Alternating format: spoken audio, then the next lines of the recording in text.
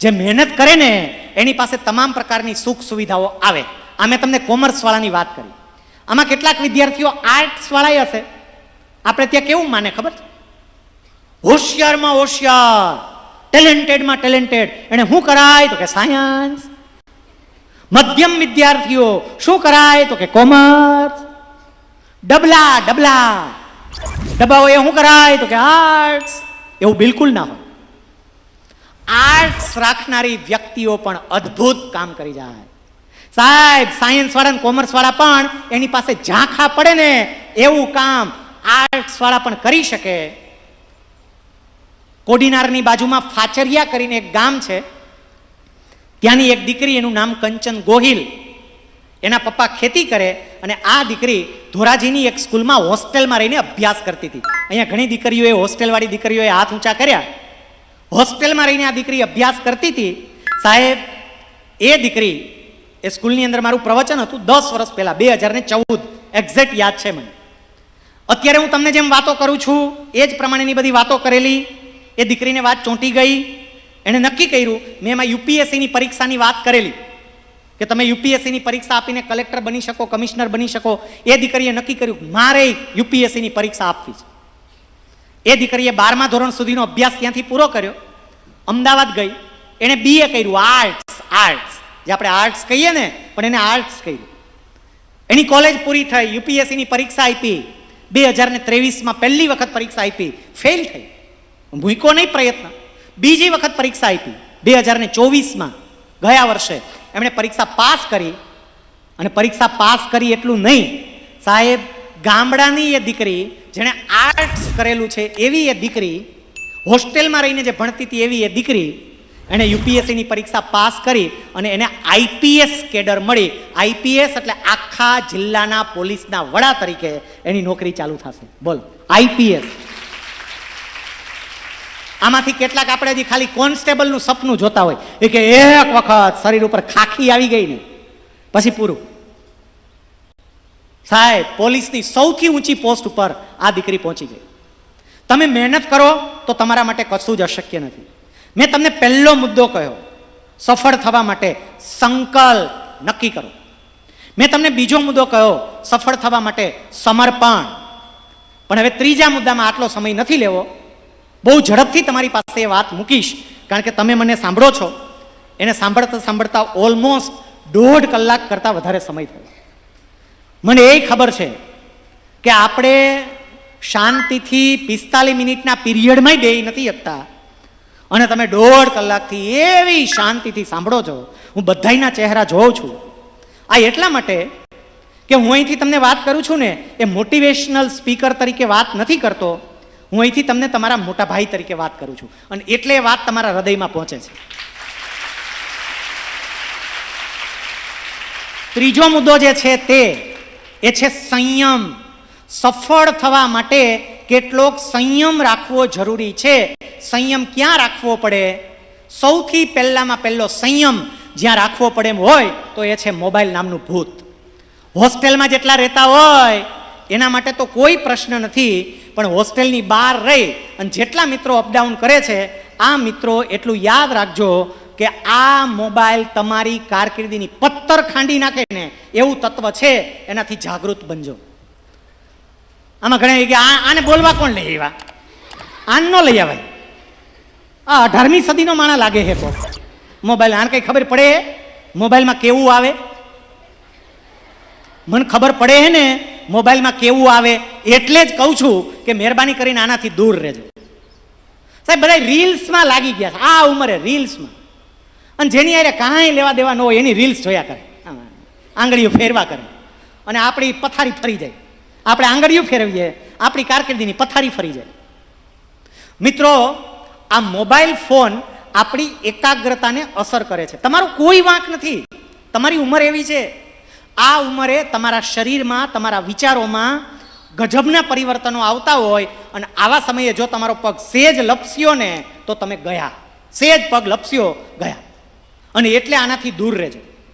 અત્યારે આ મોજ મજા જે છે ને એ મોજ મજાને એક બાજુ મૂકી દેવાય. હું બહુ સરળતાથી તમને કહું, વિદ્યાર્થી જીવન દરમિયાન જે જાગી લે એ આખી જિંદગી નિરાતે સૂઈ શકે અને વિદ્યાર્થી જીવનકાળ દરમિયાન જે સુતારીએ એને પછી આખી જિંદગીના ઉજાગરા કરવાની તૈયારી રાખવી, આખી જિંદગી ઉજાગરા રહે. અને એટલે અત્યારે જાગી લેવું, અત્યારે બધી મોજ મજા મૂકી દેવી. ચાણક્ય છે ને બહુ સરસ વાત કહે છે, વિદ્યાર્થીનમ કુતો સુખ, સુખાર્થીનમ કુતો વિદ્યા. વિદ્યાર્થીને મોજ મજા ન હોય અને મોજ મજા વાળાને વિદ્યા ના હોય. આ બેમાંથી એક નક્કી તમારે કરવાનું. કારકિર્દી બનાવવા માટે સાહેબ તમારી પાસે અદ્ભુત તક છે. મેં જે ઉદાહરણ આપ્યા ને એ તમે જ છો, સમજો, તમે જ છો. અહીંયા મેં ફોટા જોયા, પેલી દીકરી આઈ થિંક નામ લગભગ પૂનમ નામ હતું, બોર્ડમાં પહેલો નંબર લાવી, 99.99 PR સાથે પહેલો નંબર. હવે એ દીકરી એનું ભવિષ્ય 10 વર્ષ પછીનું તમે જુઓ, એ ક્યાં બેઠી હશે? અને પૂનમની યારે બીજી સનમય આવતી હશે, એને ધ્યાન નહીં આપ્યું હોય ભણવામાં, તો એનું જીવન કેવું હશે એ વિચારી લેજો. અને એટલે અત્યારે હું સંયમ રાખીને મોજ મજાને એક બાજુ મૂકીને મારા શિક્ષકો મને જે પ્રમાણે મહેનત કરાવે એ પ્રમાણે મહેનત કરી અને બરોબરનું મારી કારકિર્દી ઘડી લઉં. કારણ કે તમારી પાસે આ ઉત્તમ સમય છે, આ સમય તમને પછી નહીં મળે. એક વાર્તા મારે કહેવી છે, આના ઉપર ખાસ ધ્યાન આપજો. તમને બીજું કાંઈ સમજાય કે ના સમજાય, જો આ એક વાર્તા તમને સમજાઈ ગઈ ને, એક વાર્તા, તો આપણું આખું પ્રવચન સાર્થક. હું ત્યાં સુધી કહું છું, બોલો. આ એક વાર્તા સમજાય એટલે આખું પ્રવચન સાર્થક. હવે આટલી તાલીઓ પાડી છે, સમજો વાર્તાને. એક મંદિર હતું, મંદિરમાં ભગવાનની મૂર્તિ. અડધી રાતે મૂર્તિને કોકના રડવાનો અવાજ આવ્યો, એટલે મૂર્તિ બહાર આવી જોવા માટે. રડે છે કોણ? બહાર આવીને જોયું તો મંદિરના પગથિયા રડતા હતા, બિચારા હિબકા ભરતા હતા પગથિયા. મૂર્તિ પગથિયા પાસે ગઈ, છાના રાખ્યા, શું કામ રડો છો? પગથિયા કે તમારી યાદ આવી ને એટલે રડવું આવે છે. મૂર્તિ કે કેમ એવું, મારી યાદ આવીને રડવું આવે? પગથિયા કે યાદ છે, આપણે બે એક જ ખાણમાં હતા, બે પાણા હતા બાજુ બાજુમાં, એક જ ખાણમાં પાણા, એક જ દિવસે બેને ખોઈદા, એક જ ટ્રકમાં ચડાવ્યા, એક જ કેમ્પસમાં ઉતાર્યા, એક જ શિલ્પકાર, એ જ છીણી, એ જ હથોડી. તારામાંથી મૂર્તિ બનાવી, અમારામાં પગથિયા બનાવ્યા. તારામાંથી મૂર્તિ બનાવી તો લોકો તને મળવા માટે દૂર દૂરથી આવે, તારા દર્શન કરવા માટે લાંબી લાઈન લગાડે, તને જાત જાતના કપડાં પહેરાવે, તને ભાત ભાતના ભોજન જમાડે, તને અત્તર છાંટે, તને એસી રાખે, તને વીંઝણા નાખે, તારી આરતી ઉતારે, તને હાર પહેરાવે, તારા ચરણોમાં દંડવત પ્રણામ કરે. અને આજ બધાય લોકો અમને ઠેબા મારે છે, પગથિયા છે ને ઠેબા મારે છે અમને. દુઃખ તો થાય ને, બે બાજુ બાજુમાં હતા, આજ ક્યાં તું ક્યાં અમે, કેવું તને માન સન્માન મળે, કેવું અમારું અપમાન થાય. આ યાદ આવે એટલે રડવું આવે છે. મૂર્તિ હવે જે જવાબ આપે છે ને સાંભળજો. મૂર્તિ એવું કહે છે કે તારી વાત બિલકુલ સાચી, પણ હવે એ દિવસ યાદ કર જ્યારે આપણે બંનેને ખોદીને બહાર કાઢ્યા હતા, ટ્રકમાં ચડાવ્યા હતા, કેમ્પસમાં લાવ્યા હતા. એ જ શિલ્પકાર, એ જ હથોડી, એ જ છીણી, આ અહીં સુધીની વાત બધી સાચી. પણ યાદ કર, જ્યારે પેલો શિલ્પકાર મૂર્તિ બનાવવા માટે આવ્યો ત્યારે સૌથી પહેલી મૂર્તિ એને તારામાંથી જ બનાવી હતી, કારણ કે તું સારો પથ્થર હતો. એને તારામાંથી મૂર્તિ બનાવી હતી, છીણી લીધી, હથોડી લીધી, તારા પર આમ પહેલો ટોચો માર્યો અને તે રાડારાડી ચાલુ કરી. વાગે છે, વાગે છે, તકલીફ પડે છે. શિલ્પકારે કીધું સહન કર લે, એકવાર સહન કર લે, એકવાર મૂર્તિ બની જા. એકવાર મૂર્તિ બની જા ને, આખી જિંદગી લોકો તને આદર આપશે, માન આપશે, સન્માન આપશે, તારી આરતી ઉતારશે, તારા દર્શન કરવા માટે આવશે, મળવા માટે બહાર બેસશે, રાહ જોહે. એકવાર મૂર્તિ બની જા. અને એ વખતે તેવું કીધું તું, ના હો, આવા ટોચા બોચા કાંઈ સહન કરવા નથી, મૂર્તિ ન બનાય તો કાંઈ નહીં. એટલે શિલ્પકારે સીધું જ તેને કાપી અને પગથિયું બનાવ્યું. એ જ છીણી, એ જ હથોડી એને મારા પર મારી. મને બહુ વાઈ ગઈ, બહુ તકલીફ પડી, મેં બધું સહન કર્યું. તે સહન ના કર્યું ને એટલે તું પગથિયાનો પાણો બન્યો, અને મેં સહન કર્યું ને એટલે હું મંદિરની મૂર્તિ બની અને મારું સન્માન થાય. અત્યારે આપણને પણ આવા ટોચા પડતા હોય. યાદ રાખજો, તમે બધાય એક જ ખાણના પાણા છો, અને આ ખાણનું નામ છે ગણેશ શાળા. એક જ ખાણના પાણા છો, એક જ ખાણ, એક જ ખાણના પાણા. શક્ય છે કે તમારામાંથી 10 વર્ષ પછી કોઈ એવી મસ્ત મજાની મૂર્તિ બની હશે કે બટુકભાઈએ કે તમારા એક પણ શિક્ષકે કલ્પના પણ નહીં કરી હોય કે અમારો દીકરો કે અમારી દીકરી અહીંયા પહોંચશે, ત્યાં પહોંચ્યા હોય. એવી મૂર્તિ બની હોય, અદ્ભુત. એને મળવા માટે લોકો લાંબી લાઈનો લગાવતા હોય, એવું બને. અને એવું શક્ય છે કે 10 વર્ષ પછી તમારામાંથી કોઈ પગથિયા બની અને ઠેબાઈ ખાતા હશે, હેરાનઈ થતા હશે. આપણે માં સરસ્વતીને પ્રાર્થના કરીએ કે એક પણ વ્યક્તિ હેરાન ના થાય, એક પણ વ્યક્તિ ઠેબા ના ખાય. પણ એના માટે મારે સહન કરવું પડશે.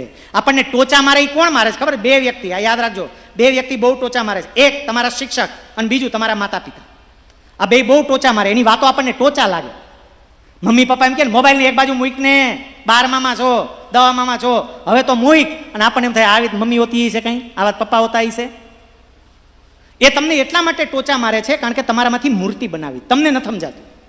શિક્ષક એટલા માટે વારે વારે હોમવર્ક આપે છે, પેપર લખાવે છે, પ્રેક્ટિસ કરાવે છે, કારણ કે તમારી અંદર છુપાયેલી શક્તિને એને બહાર કાઢવી છે. એને બીજો સ્વાર્થ નથી. અને આજે એક બાબત બરોબરની શીખીને જજો. આખી દુનિયામાં, મારા શબ્દો યાદ રાખજો, આખી દુનિયામાં તમને સૌથી વધારેમાં વધારે જો કોઈ પ્રેમ આપી શકે એમ હોય અને ખરા અર્થમાં દુનિયામાં સૌથી વધારેમાં વધારે તમને કોઈ પ્રેમ કરતું હોય ને તો એ માત્ર ને માત્ર તમારા મમ્મી પપ્પા છે. એના જેટલો પ્રેમ આખી દુનિયામાં કોઈ નહીં આપી શકે. લખી રાખજો. આપણને સમજાતું નથી.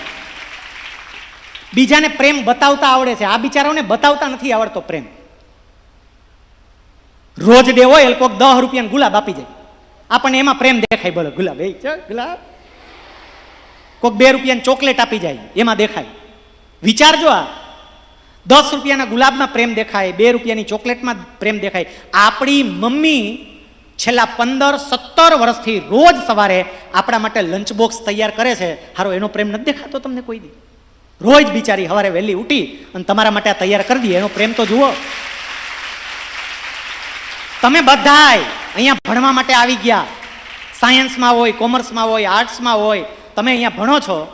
તમારામાંથી કેટલાયને ખબર નથી કે તમને ભણાવવા માટે તમારા મમ્મી પપ્પા વ્યાજે પૈસા લઈ આવ્યા હોય, વ્યાજે પૈસા લાવીને ભણાવતા હોય. અને અહીંયા હજી કેટલાકને હસી મજાકમાં જ જાતું હોય.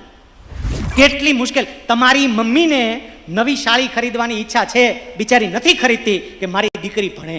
હું નથી ભણી આવી ગઈ, હું હેરાન થાઉં છું, મારી દીકરી હેરાન ન થાય, મારી દીકરી ભણે. પપ્પાને બિચારાને કંઈક નવા કપડાં લેવાની ઈચ્છા હોય, નવા બૂટ લેવાની ઈચ્છા હોય, નવો મોબાઈલ લેવાની ઈચ્છા હોય, પપ્પા એના કરતાં વધારે સારો મોબાઈલ આપણને અપાવી દે. મારો દીકરો કંઈક આગળ વધે, મારો દીકરો કંઈક કરે. અને આપણે શું કરીએ છીએ વિચારજો. એ મમ્મી પપ્પા એનું ક્યારેય ખોટું નહીં લગાડતા. આટલું કેવું જીવનમાં, આટલું શીખજો. મમ્મી પપ્પાનું કોઈ દી ખોટું નહીં લગાડતા. એ ગમે એમ કહે, ગમે એમ બોલે, ગમે એવું બોલી જાય, આપણા હિત માટે કરે છે. આટલું સમજો. હું તો તમને ત્યાં સુધી કહું, તમે બધાય સમજુ છો અને મારી આ વાત સમજી શકશો કે મમ્મી કે પપ્પા તમને ખીજાય એક બાજુ રહ્યું, ગુસ્સે થાય એક બાજુ રહ્યું, કદાચ ગુસ્સામાં ને ગુસ્સામાં જોરદાર તમાચો મારી દે ને તો એ તમાચામાં પણ આઈ લવ યુ જ છે. આપણા કાનને સંભળાતું નથી. એ તમાચો આઈ લવ યુ જ કહે છે. અને એટલે જ તમાચો મારે છે કારણ કે આપણને પ્રેમ કરે છે. એ સમજે, તમાચો જ એટલે મારે છે. એટલે મમ્મી પપ્પા અને શિક્ષક એની આજ્ઞા પાડજો, સંયમ ત્યાં રાખજો.